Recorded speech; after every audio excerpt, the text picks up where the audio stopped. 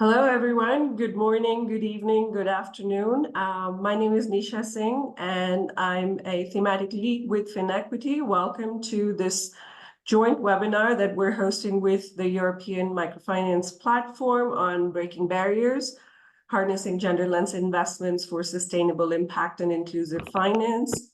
We have a great lineup of speakers to discuss this very important topic. In our series on how gender lens investing can unlock capital for women and what we're learning on this topic. So before we get started, I see many of you've joined us. I'd like to just kind of understand what your interests are in this topic. So Danny, if we can launch the poll, please. So the question you'll see pop up in front of you is what are you most interested in learning about the context of gender lens investing for advancing inclusive finance? And you have a few options. We'll give it a few minutes. Let's see, I see some people are already responding. So whether you want to learn about what works from the experience of GLI investing, practical tools, examples and case studies, where to start if you're interested, the business case. We did give you the choice of picking more than one option. So, okay, let's see. Let's give it another 20 seconds and then we'll close the poll and see what the interest is in. All right. I think we can close it, Danny.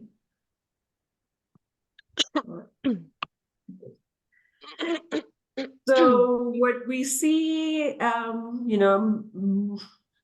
the top three choices, it's pretty evenly split. So I think that there's just a lot of interest in the topic itself. For those of us who've been working in inclusive finance, this at times feels like a slightly different way of approaching the conversation, and bringing in some newer actors. So as FinEquity, we're very glad and excited to have CJ from Women's World Banking, Veronica Juicy-Keller from Blue Orchard, speaking from their vast experience as leaders in this space on how to integrate gender either into their approach on impact investing or lead with a gender lens. We are going to get started with our conversation, though, with a quick word from our colleague Juana on behalf of a new initiative with the European Microfinance Platform. So Juana, over to you. Thank you, Nisha, for hosting this webinar where EMFP and the FinEquity initiative convened by CGAP come together in preparation of a new gender lens investment action group within the European Microfinance Platform. CGAP is an active and respected member of the European Microfinance Platform, which is an organization that gathers over 130 institutions active in financial inclusion in developing countries. I'm delighted to take part in this event because I believe it is a great opportunity to gather feedback, understand the needs, and disseminate best practices in gender lens investment in the inclusive finance sector. As an independent consultant and EMFP member, I'm leading efforts to establish a new dedicated gender lens investment action group within the platform. The aim is to measure and showcase member best practices and shape the agenda of this new initiative progressively, advancing gender finance and gender lens investment concepts to contribute to sustainable development and to a just transition towards a climate-safe and livable environment. We are excited that the Action Group initiative has attracted interest from members such as Action International, LuxDev, Grameen Crédit Agricole Microfinance Foundation, Incl, Access Alliance, Cerise SPTF, the European Investment Bank, the University of Luxembourg, and the members participating to this webinar today. In the coming days, I will be more than happy to connect with other EMFP members and external participants to formalize the action group with the approval of the MFP board. The action group seeks to contribute to reduce the 4 trillion investment gap to achieve the Sustainable Development Goals by 2030, knowing that 51 of the 252 SDGs indicators directly refer to gender equality, women and girls. It is crucial to advance gender equality, particularly when we know that the current polycrisis has hit rural communities hard, especially women. Food insecurity increased significantly during COVID-19, affecting women more than men.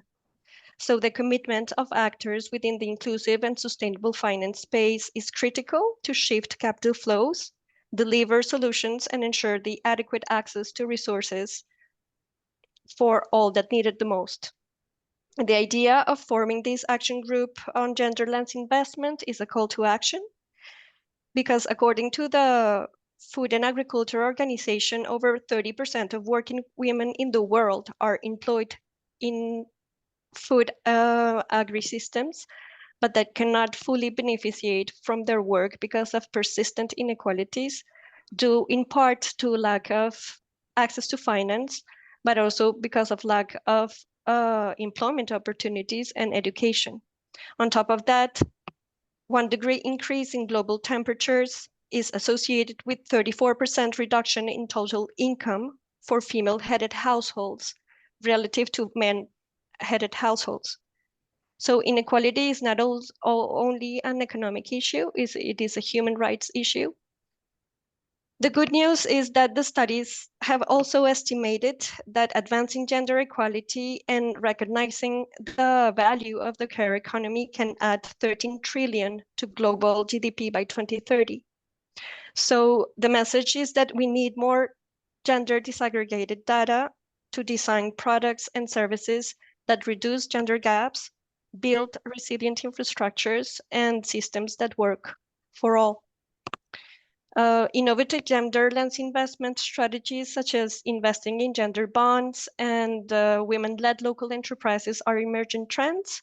However, more and better impact investment, blended finance strategies are required. Gender-lens investment funds are still very small compared to the larger asset management industry.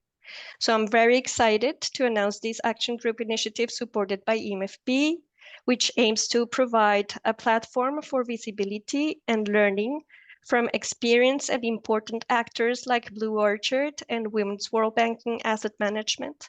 These organizations are pioneer impact investors applying gender-lens investing approaches and addressing challenges in reducing gender gaps. Christina, Veronica, welcome. Thank you for being here. Nisha, over to you. Thanks, Juana, for setting the stage and talking a little bit about why there's a need for such an action group. But I'm now going to turn it over to hear from Veronica and CJ. So maybe I'll start with you, Veronica. And, Blue Orchard is a well-known actor in the impact investing space. You've been leading the charge in a lot of ways on microfinance investing.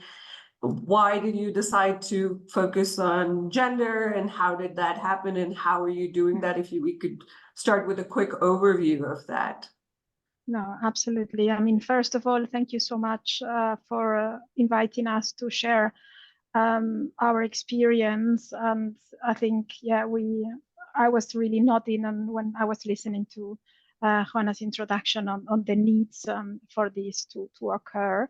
And today we thought about sharing the experience we had on the latest fund that we launched last year. It has a quite specific geographic focus, but we started with the first gender-focused fund already some years ago, also with a specific geography. This was in Asia, and incorporating a gender lens in our investment strategies, for several years now. Just first of all, if we can start with the first slide, just to introduce who we are. So, I mean, it was already mentioned, but we're a global impact investment management company. We have over 20 years of experience in impact management. We do manage private and public debt funds, and we also have 2 private equity funds. I mean, all the funds we manage are Article 9 for the people that know about the SFDR regulation here in Europe. In terms of impact themes, we started, I mean, Blue Orchard really started with a microfinance fund that is now one of the largest microfinance and SME funds in the world. But now we have expanded and we also invest in climate adaptation, mitigation, and other environmentally focused activities, where also gender is a priority, as was stated as well in Juana's introduction. So if we go to the next slide, thank you. So, I mean, I think it was June last year that we launched a new financial inclusion fund in Latin America and the Caribbean, where gender and diversity is at the core of the impact strategy. Why did we develop it? I mean, many of the statistics have been said, but it's mainly because women are hugely underserved. Therefore, the impact potential for us is much, much stronger. While designing the strategy, of course, we did a lot of research in the region. We observed several inequality barriers, both at the level of the institutions that offer these financial products, but also at the level of the consumers. I mean, some examples you can see here. I mean, the average loan sizes of female business owners is, I mean, 2.5 times lower than that of the male counterparts. Women are also less likely than men to be clients of the traditional financial institutions, the banking system. If we speak about the small and medium enterprises, 70% of women-owned SMEs in this region are underserved and unserved financially. This typically is, I mean, because they required high collateral for commercial loans. So it's really no surprise in the end to see that women tend to go to the microfinance loans that traditionally require a much lower collateral. I will not go too much into the context because a lot has been said. But so how did we develop the strategy when we were building this? What were our focus points and what are our key objectives? So we did it based on the 3 pillars that you see here. The first one is the gender and diversity products and services. This means that we will allocate capital with the purpose of increasing the availability of products that really take specific needs of women and other underserved groups into consideration. For example, are they removing, the barriers that are typically faced by women in that country? In a second step, I mean, the goal, of course, is also to increase the uptake of these products so that more women and underserved groups in Latin America and the Caribbean can benefit from these financial services.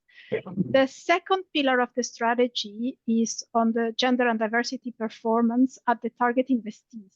So here the focus shifts into the financial institutions themselves and their own role in increasing equal opportunities by reducing the gender pay gap, in increasing the women representation in leadership roles, equal promotion rates, etc.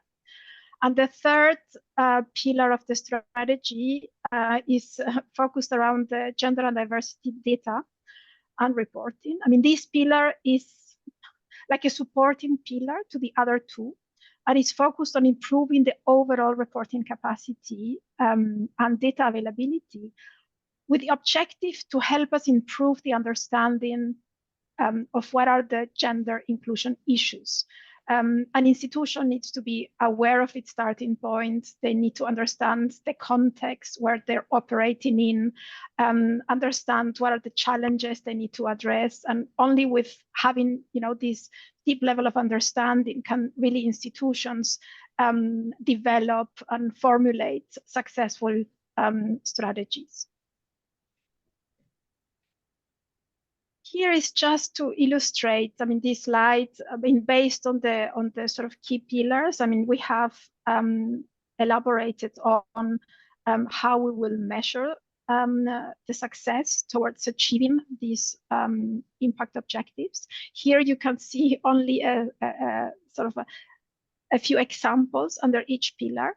when we develop the strategy, I mean, we of course have some immediate outcomes, intermediate outcomes, and the ultimate outcomes of the fund, and we have defined, KPIs for each of the steps. And this is quite important to do at the beginning, because it will also help us build sort of the strategies behind the discussions with potential investees on what the expectations are and what the reportings we also will need to measure success. Go, please. Thank you. This, I mean, the fund was built as a blended product, meaning that we structured the fund creating different layers of risk and returns with the objective to attract different types of investors. So we have a first loss layer and then the senior layers that will go on top. All tranches share the same investment portfolio, but of course, if there is a loss, the junior tranche takes the first hit, thereby protecting all the other investors that are sitting on the senior layers. Investors for this strategy, include, development finance institutions, so the DFIs. They're mostly sitting on the junior and the mezzanine tranches. But then we also have impact-focused family offices, we have foundations, we have pension funds. And I would say that some investors are quite advanced and already very interested in gender and diversity topics. Also others will be attracted to invest in a structure like this because of the blended finance proposition, no? Because of this risk return characteristic that I mentioned before. This is just a brief summary of the how we implement the strategy, which is now what we are doing as we speak. So in Blue Orchard, we use what we call the impact framework. It's based on the 3 pillars that you see here. So first of all, we will do at the investee level an ESG assessment. Again, here covering from an ESG perspective, risk perspective, a lot of the gender and diversity topics already. So we will have, minimum requirements for all the investees in the fund, and all investments will need to go through this scorecard. We have a scorecard that we developed in-house for this purpose, and issues around in financial inclusion, on responsible lending practices, etc., are very much assessed here in a very high level of detail, because it's a key sort of pillar for the success of a financial inclusion strategy. In the middle, you have the impact scorecard, and this is another scorecard that we developed based on the previous IMP framework that perhaps many of you know, the what, the how much, the who, the contribution, and the risks. So here what we want, and here we will bring the gender and diversity at the core, and where we will do this very deep assessment. So on the what, we will select what is the commitment, the impact commitment. Based on this, we will have the KPIs that will be tailored also to the strategy that we developed before. No? So we remember that we said, okay, do you have the products? So we will look at the characteristics of the products. Can they be considered a product that is quite aligned with the needs of women or not? What are the expected outreach? So we would look at where they stand today and what this investment is expected to contribute to. So to first to develop the product, for example, and to increase again the number of underserved beneficiaries for this product. We would also look at KPIs relative to the financial institutions themselves as the second pillar of our fund. For example, we will look at the number of female employees promoted in the last financial year and compare it to the number of male employees promoted as an example. What is the female employee turnover rate? what is the gender wage equity? So there are lots of KPIs that we will look to see and put targets on this part. And also on data, as we mentioned before. And the last pillar of the framework is for us a way to communicate with our investors. And it's basically what we do is we map the KPIs where we are expecting to contribute with targets that we have selected on the impact scorecard, and just to sort of do a bottom-up contribution to the SDGs that the fund is expected to contribute to. And very briefly, to complement our management framework that I just mentioned, we also have developed a gender rating tool that really helps us to assess and track over time the investee's performance in relation to the 3 pillars of the impact strategy. So at the time of the investment, we will do an assessment, where is this institution standing in terms of their intentions, do they have a gender policy in place in terms of actions? What have you done? What have you implemented already, these gender specific products, etc. The idea and for this product is that we will not only target investees that are already, very advanced, but we also want to see institutions grow. So if there is commitment, a formal commitment investment that we do to improve, then this tool will allow us to track how this progress is being done over time.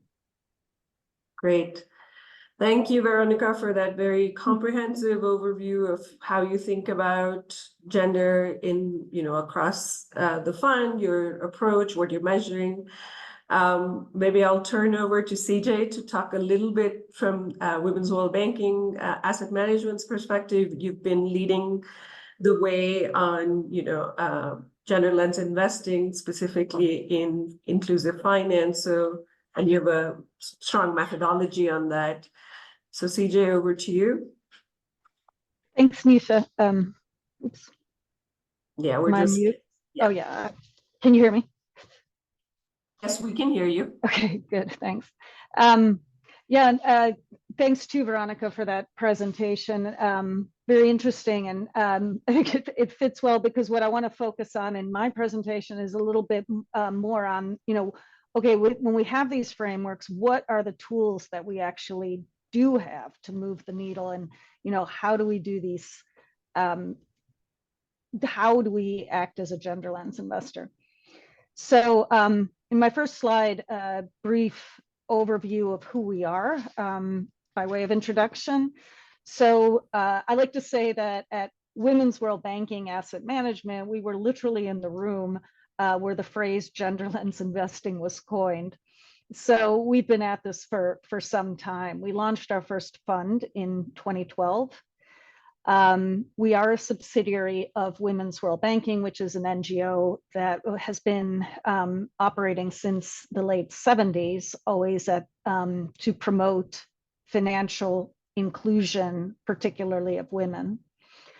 What the call to action was for Women's World Banking to set up an asset manager was a study we conducted around 2009, 2010, at a time when a lot of microfinance institutions were transforming from not-for-profit enterprises or organizations to for-profit.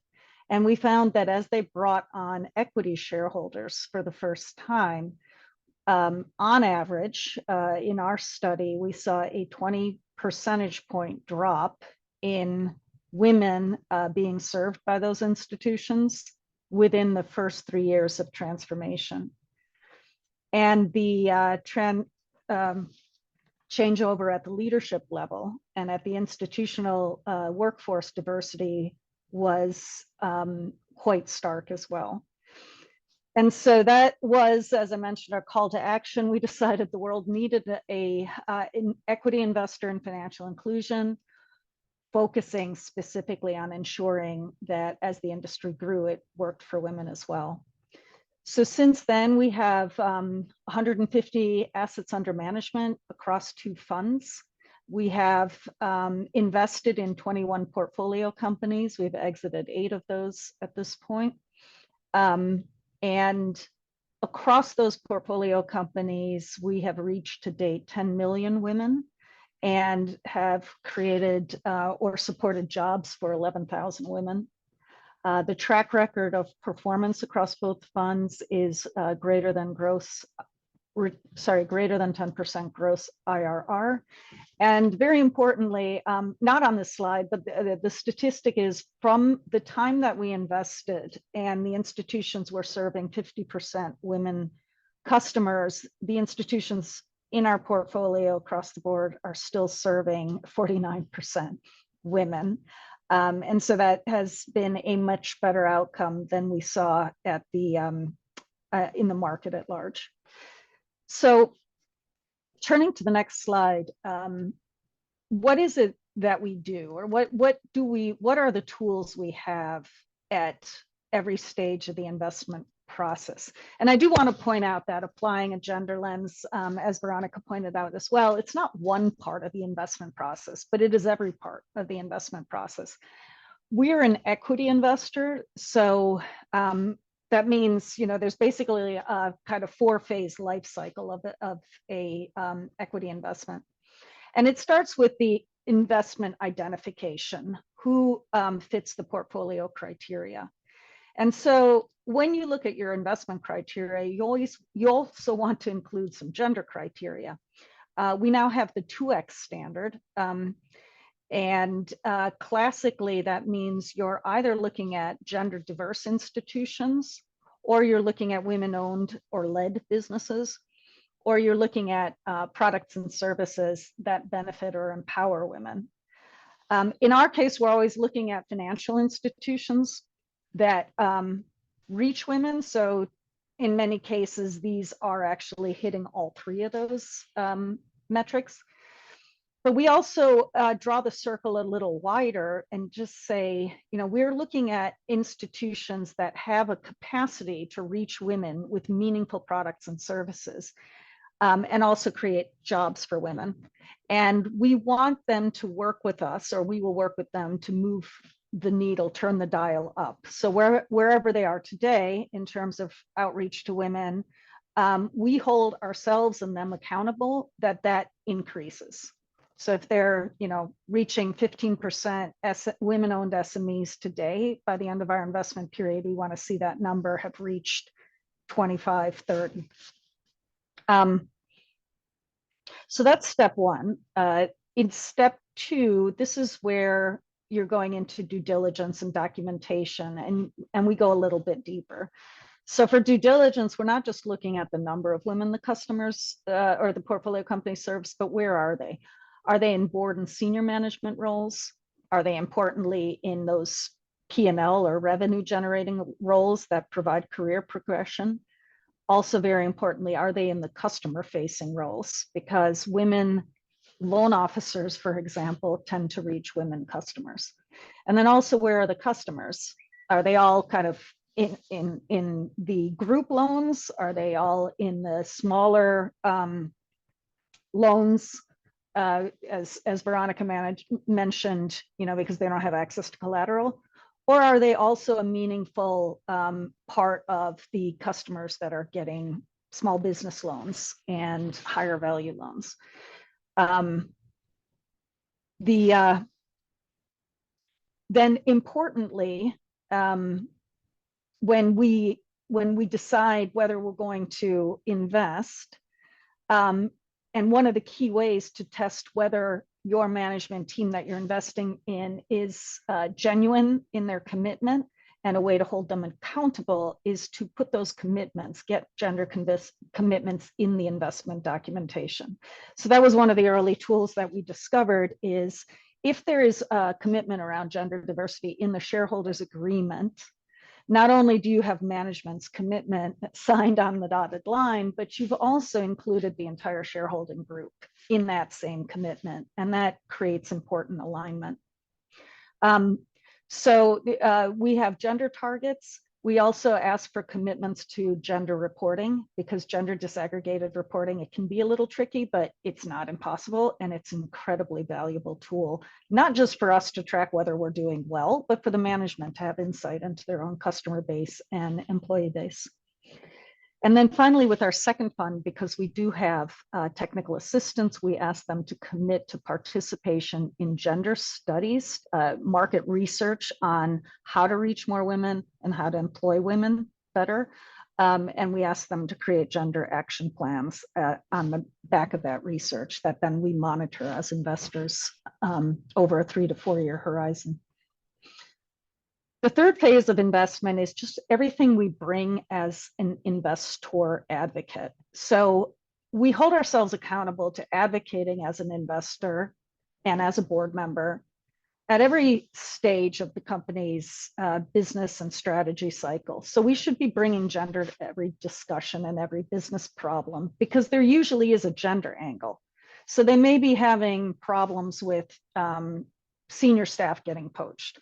Well, it's really interesting to look at the relative retention rates of women versus men.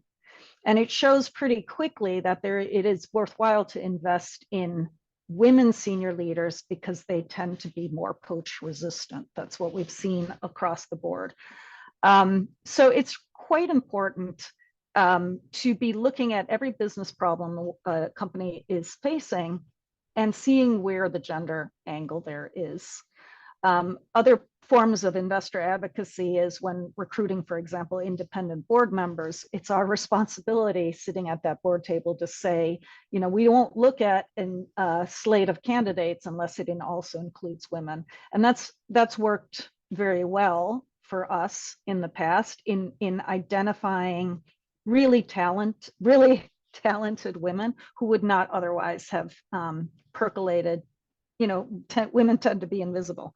So that is that investor advocacy is something that, you know, we hold ourselves accountable throughout the investment cycle. And then finally, the last step is, of course, the monitoring, the reporting, and finally exit planning. And so I've touched on how important gender disaggregated data is. We see really important insights like, yes, women get smaller loan sizes. And oh, by the way, they invariably are better repayers. So that doesn't make sense. And we've actually seen, I'll point to this, but we've seen those average loan size gaps really collapsing in our portfolio companies. So that not only collection of gender disaggregated data, but it's really important to close the information loop. So we see the data and our investors see the data, but very importantly, management needs to see the data. And if you want management to care about the data, then the board needs to see the data.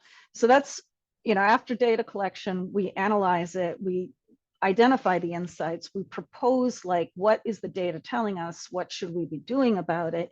We propose that to the boards, ask for specific resolutions, and sometimes we can get those resolutions memorialized in management KPIs, and that becomes really powerful. And then finally, and when we get to the exit stage, we really do ask prospective buyers, when they're coming with their term sheets, to include their intentions around gender, so that we can ensure that after we've departed the scene, hopefully gender diversity has been so baked in and the commitment continues. So just, I touched on it, the last two slides I wanted to show a bit of a case study. So we've been able to show through our portfolio companies now that there really is a business case. If we look at the performance of our portfolio companies and which ones have highest percentage of women and how that correlates with return on equity, also which ones have the highest percentage women staff and how that correlates with return on equity, it's very compelling. To grow your business, grow your gender diversity. And then also in recent years, we've been able to show also in a very compelling way that if you want to reach more women, you also need to employ more women. There, the correlation is really strong as well. And then in the last slide, I show some takeaways just on how we have been able to impact our portfolio companies' business operations. So we mentioned the gender gap. It's ticked up a little bit in 2023, but you can see that when we started, on average, our women-owned SMEs were getting 20% lower loans than the male-owned SMEs that had ticked up to 40%. And we've brought it down. We were down to 7% in 2022, ticked up a little bit last year to 10%, but we'll focus on getting that back down so that women are getting similar access to loans. The other thing on the SME side is that we have really changed the narrative on credit quality. When we first started investing, there was a general acceptance that microfinance loans to women definitely had a higher repayment rate, and that was not really debated anymore. But there was a narrative that really changed when we talked about women-owned SMEs. And in the early stages of our portfolio, we did actually see women-owned SMEs with the higher NPLs, which you can see at the beginning. But we really dug into what was, trying to understand what was driving that. And the only thing that correlated in a couple instances was the loan officer who was managing the portfolio. And so what that told us is there is a way to manage a customer relationship with a woman-owned SME. They do need to be approached differently. There's things that have to be understood. They're less likely to ask for leverage or be comfortable with leverage in the beginning. So it may take longer to cultivate a customer. It also takes, they need some resources. They need a little bit more hand-holding, and we have to be very careful how we structure incentives. For example, if you tell your loan officers you'll give them an incentive for reaching more women clients, it also has to have a component where those women clients have to be good repayers. So when we fixed some of those structural changes, we are consistently now seeing, once again, women-owned SMEs outperforming their male-owned counterparts on credit quality. A couple other insights or things we're proud of. With our Fund 2, we've seen that our fintech portfolio companies are reaching on average 40% women clients versus the 25% market average. We also see that our SME lenders are reaching 38% women-owned SMEs versus the market average of 16%. So we want to keep doing what we're doing. We want to get smarter and better. We're here to learn as well as share. So thank you very much to FinEquity and EMFP for setting up this webinar. Thanks, CJ. Thank you for sharing your toolbox and to also some of the results that you're beginning to see, from this very consistent approach of starting with a very intentional approach to who you're working with and then how you work with them and using the leverage you have with them, as an equity investor, and really partnering with the companies to show them that there is profit and benefit that they can also reap. So, it's really heartening to hear that. Veronica, I just wanted to check with you, Blue Orchard's approach is a little bit different in terms of you're not an equity investor. So how does what CJ talked about in terms of the approach and the tools resonate with your approach? I know you have your own framework and how you think about what are the opportunities for moving along the continuum for your partners, but from your experience, how do you think about finding the right investee and creating change? Yeah, that's a good point. And I mean, we do also have some investments in private equity, and I mean there are differences, right? I think the first thing is the degree of influence that you have, no? So if we have a seat in the board, clearly you have more power. We also have the capacity to add specific clauses on shareholders' agreements, which also increases our leverage, of course. But this does not mean that on the debt strategies you can also influence. I think here, I mean, and for us in our experience, I think for now we have found a tool that has been quite helpful, which we call them the engagement letters. So first of all, there's a lot of work on the identification of the investees. You need to find a partner that is also committed to the same cause, because, I mean, our loan agreements will also have quite specific and binding clauses on the objectives and the use of proceeds of the funding that we are intending to provide. So that's on the one hand, and also quite, you know, a lot of reporting requirements very much linked to the data that we need to use to, you know, check overall progress. No, and CJ was explaining why, I mean, how much this data is important to make sure that you address the barriers to be more successful. No, and with these engagement letters, we've been able to put objectives on each of the pillars that we have, and it has been really quite an amazing journey in the 9 months that we have been having these conversations with these financial institutions, because I mean, first of all, they're making commitments to increase women representation. I mean, this is, and I always keep repeating this, it's only a first step. Yes, you need more women leadership, but you need to accompany these women to be better leaders, to and also to train them in a different way. So it takes more than just putting a woman in the board. But I mean, at least it's a commitment, and you also need more than 10%. I mean, one woman alone in a room of, I mean, you need more to have a much stronger voice, no? But it has, you know, prompted conversations. We're also reviewing, for example, their internal policies. You need to start from within as well, and for them to understand, you know, the benefits of, you know, having more women representation. Many of the investees we work with are very commercially minded, and in the sense that they also want to make business of these financial inclusive products in a very responsible way. And for that, you also need to have, you know, women representation. No?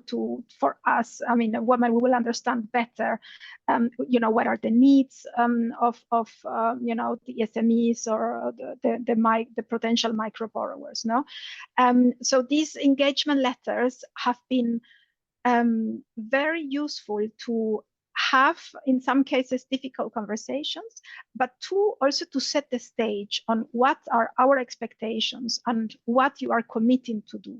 And I mean, we also have, in some cases, this also follows an action plan that is legally binding. In some, it is just, you know, sort of a best effort basis commitment. But I mean, it's a relationship that we have with our partners that in many cases is, you know, over 10 years. So it's also a reputational issue when you sign a letter of commitment like this.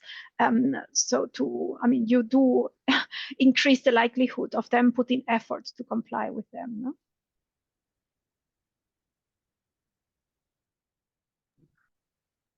Sorry, I was having trouble with my microphone.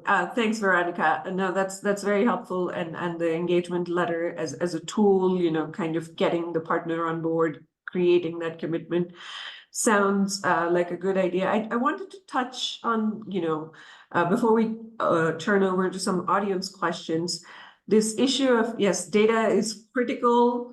You know, you need it, but also getting the partner to see the value of it and using it to, you know, for continuous improvement, monitoring. Are there, you know, any other challenges that I'm sure it's not as easy as both of you make it sound. So what would you highlight as maybe one of the, you know, main challenges beyond, you want a partner who's committed, you want them to have the data, what else is a key ingredient in your opinion to kind of moving along and realizing impacts on the gender lens investing journey? So CJ, maybe I'll start with you. Thanks, Nisha. And to some extent, that's I saw that question in the chat as well about, you know, experience with gender action plans. What works, what doesn't work. So there's a whole. I mean, it's a very good question, because accountability, you know, you can have a plan, but how do you create accountability to the plan and how do you create consequences for not meeting it? So one of the upsides of being an equity investor is we're, you know, at a having strategic conversations. We're part of the conversations. We can help companies actually reach those gender goals. One of the downsides of being an equity investor is you really don't have consequences. You can't accelerate a loan. You can't, you know, sell if or you know, like leave. You're there. So understanding how to create consequences for and rewards for good outcomes is something that is kind of like we're still grappling with, creating the management KPIs and incentives is a big part of that, I think. But it also requires that there be like either management stock option programs or bonuses, which in a lot of cases you don't have in earlier stage companies. So there's some institution building that goes along with that, but it gets us to a better place. When we talk about MSOPs or, you know, stock rewards, what's really important is the default position is that these are vesting over time, right? So every year you vest 20%. And I think we need to get smarter about vesting on a performance basis. Like when you hit certain milestones, your package vests. And that's one of the areas that we're still doing a lot of work on, is to create that incentive. The other challenges with like gender action plans and some of the ambitions we have is even when managers want to do something or they see the value, like we really need more women loan officers in India, for example. We see that. It's exceedingly hard to recruit women into these roles. And we may not know how. And that's where our studies are coming in. I mean, some of the barriers are not what, you know, of course, some of them are culture. Culture is really hard to change. Some of them are like, you got to put women's bathrooms in your branches. Women are working, these are full-time jobs. They're here all day. You know, a curtain and a hole in the ground isn't going to cut it. So, you know, there's safety considerations, comfort considerations. We really have to figure out what is the full suite of opportunities to appeal to women, to attract women to these roles. And let's figure out what we can do to move the needle where we can. And that's where, you know, market research is a little bit of expensive as well. So it's kind of hard sometimes to really understand what our needs and preferences, but that work has to be done. We've been fortunate to have access to technical assistance facilities and, you know, endeavoring to use those very wisely so that we can start understanding some of these concerns. Great, thanks. Veronica, from your perspective, if you wanted to add anything. Sure. I mean, so far on gender disaggregated data, I mean, we do have these as covenants in legal agreements. So there we have the accountability part sort of checked, because there could be consequences if this is breached. However, I mean, we do have difficulties on data that our partners are not capturing. And usually this comes, I mean, and we understand the gender topic. I mean, one thing is woman, but there is this intersectionality concept. I mean, what if you are a woman and also pertaining to another minority group, no? So Afro-descendants, indigenous populations, and there the needs are much, much higher. And it's also a target that we want to reach, but this type of data is very difficult to have. Also, we're struggling on the SME part. So, I mean, we are trying, of course, to follow the definition of what is a 2X female SME, but sometimes this data is not in the MIS of our partners. So these are things that we also need time and also have this action plan for our investees to work on.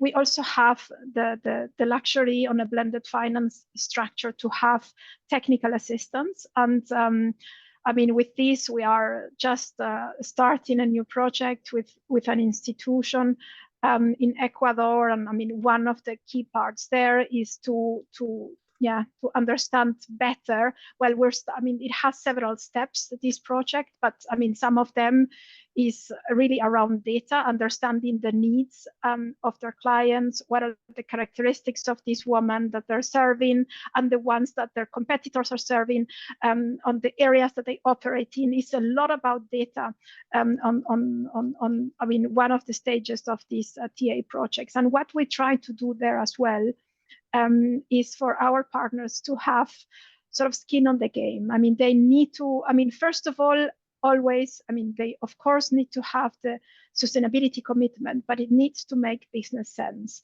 And also, I mean, these technical assistants we share the costs, so that again, they are also interested for this project to be successful, so that somehow we align incentives for these projects to be successful. Great, thanks. So, you know, with data and the kind of data and going to, you know, impacts that are beyond just the number of women and saying, okay, we want to understand which women are served how and how, you know, any other impacts. That brings this question, which just came up in our audience questions around, you know, what the reporting burden sometimes, which can seem excessive from the perspective of an investee. So how do you balance that need for, you know, showing impact and being able to learn from, you know, what you're doing, but also maintaining a business case for this approach and, you know, centering women in the investment process? So any experiences or advice? And maybe again, CJ, I'll go to you first. Yeah, thanks, Nisha. It can be burdensome, the reporting. And I think it's quite important to set out upfront what the expectations are and what is achievable. So that's why we also like to discuss that and get commitments around that right at the investment transaction documentation process, because then if the managers that's the moment for the management to push back if we're asking for too much. On the other hand, with the MIS, the power of MIS today, I'm not terribly patient with, you know, we can't collect this data, especially when, you know, if we push and we say, well, you know, they'll say, well, we don't know what the gender of all our borrowers are. I'm like, well, do you have a field for gender in your sign-up templates? Because that would really help. So, you know, it really isn't that difficult to. Yeah. We're not asking for new parameters that management teams wouldn't otherwise collect. We're asking simply to also collect the gender of the borrower or the customer or the employee. And then it's quite easy to look at the same metrics that you would otherwise look at gender to segregate them. One of the challenges we do have is we're working more and more with providers that work through intermediaries to reach the end user. So particularly for insurance, we've got some micro insurers, and they work through the entities who pass the insurance on to the end insured. And so when you have intermediaries, it gets a little bit trickier. However, you know, similarly, if whatever sign up data they have to collect, or at the moment they're registering the customers, one of the easy things is just to put the gender block into the registration data. So there's moments in time, there's touch points when a company has a touch point with the borrower where they can collect that data. We can also use sampling. Like if you can collect it for a statistically significant sample, we can make some assumptions that it applies to the whole. Yeah, great, thanks. Veronica, do you want to add anything on that? Yeah, no, I think I would echo a few parts. I think on gender, clearly, I mean, there are data that, yeah, we don't think it's really rocket science to report to us. I do have to empathize, I mean, with our investees. I mean, because of, you know, new regulations, we are asking a lot, not necessarily on gender, but on other parts. I mean, SFDR has huge data requirements. So I do understand this sometimes. And I mean, we also we're very, very mindful that whatever data we try to collect from our investees is data that we will use to make decisions, because otherwise I think it's a waste of efforts for all parties involved. So that's really something that we're very, very mindful when we are sending these. We of course try to be as sort of define KPIs and data requirements that are as standardized as possible, so that investees can of course reuse these data sets for various parties. And also, I mean, you touched upon reporting. I mean, there are limitations on, if you really want to look at the outcomes, or a little bit more longer term on how, the needle is shifting on women. So for this, we would also hire external consultants with the technical assistance funding that we have, and do surveys that are where we directly reach the end beneficiaries of our partner institutions, and we are somehow liberating the burden a little bit for them. Yeah, so it's helping them understand the value, leveraging what's already there, and also in some cases providing some additional support on the easing the burden. I think that makes a lot of sense. I think we could continue this conversation for a little while. I know I didn't even cover half the questions I'd shared with both of you, but I wanted to thank you both and say that this is the beginning of this conversation about starting to think about what does it take to operationalize a gender lens investment approach in inclusive finance. We have a lot of experience from actors such as Women's World Banking, Asset Management, Blue Orchard, and we're hoping that others can learn from your experience and see the value of what you're doing.